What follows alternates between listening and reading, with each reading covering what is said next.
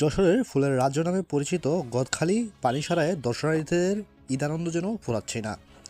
বিস্তারিত জানাচ্ছিলেন যশোর জেলা প্রতিনিধি মোহাম্মদ মনিরুল ইসলাম। অভিযান নিউজ টিভির সাথে আছি আমি তৌফিক হাসান।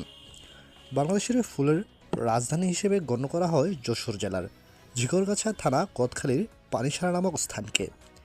বাংলাদেশের উৎপাদিত প্রায় 70% ফুল এই গদখালি থেকে সারা দেশে এবং বাইরের দেশে পাঠানো হয়। পানিসারা নামক স্থানটি এখন পর্যটক কেন্দ্রে এবং বিভিন্ন মানুষের লুকে ভরে গেছে।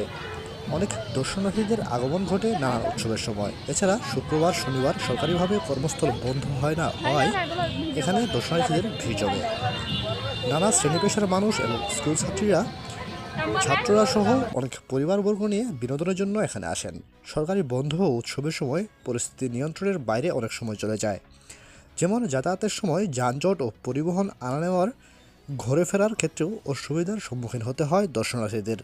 এখানে প্রশাসনের তদারকি থাকলেও অনেক সময় বিশৃঙ্খলা সৃষ্টি হয় এবং অতিরিক্ত লোক সমাগমের ফলে এসবের বিশৃঙ্খলার কারণ হয়ে দাঁড়ায়।